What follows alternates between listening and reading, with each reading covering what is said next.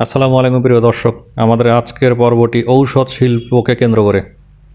এই শিল্পে বাংলাদেশের বর্তমান অবস্থান কেমন, চ্যালেঞ্জগুলো কী কী এবং কোথায় কোথায় উন্নতি করার সুযোগ রয়েছে, সেগুলো নিয়ে আজকে বিস্তারিত আলোচনা করব।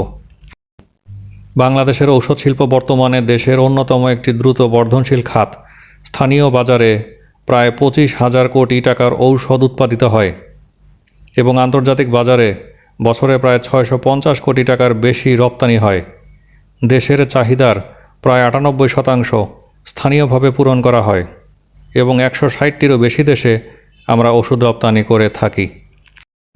ঔষধ শিল্পে প্রবৃদ্ধির হার বছরে প্রায় 9%-এরও বেশি।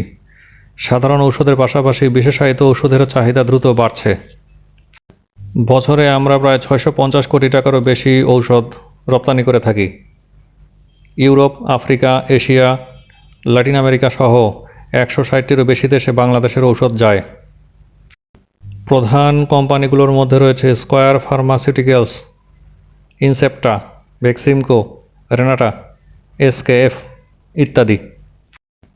সাম্প্রতিক বছরগুলোতে অ্যান্টিবায়োটিক, ক্যান্সারের ঔষধ, ডায়াবেটিস ইত্যাদি ঔষধের চাহিদা উল্লেখযোগ্যভাবে বৃদ্ধি পেয়েছে। স্থানীয়ভাবে আমরা প্রায় 98% ওষুধ উৎপাদনে সক্ষম হওয়ায় আমদানির উপরে নির্ভরতা অনেক কম। এই শিল্পটি প্রায় 2 লক্ষ মানুষের কর্মসংস্থান সৃষ্টি করেছে। তবে চ্যালেঞ্জ তো আছেই। কাঁচামালের আমদানির উপরে আমাদের নির্ভর করতে হয়। আন্তর্জাতিক মান বজায় রাখা এবং নতুন বাজারে প্রবেশের বাধা সবসময় আমাদের মোকাবিলা করতে হয়। এছাড়াও দাম নিয়ন্ত্রণ এবং সাধারণ মানুষের জন্য সাশ্রয়ী ওষুধ নিশ্চিত করাটাও প্রতিনিয়তই একটি চ্যালেঞ্জ।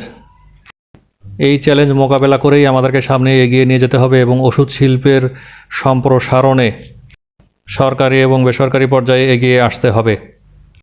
ঔষধ শিল্প তার ধারাবাহিকতা বজায় রাখুক, এটা আমাদের সকলের প্রত্যাশা।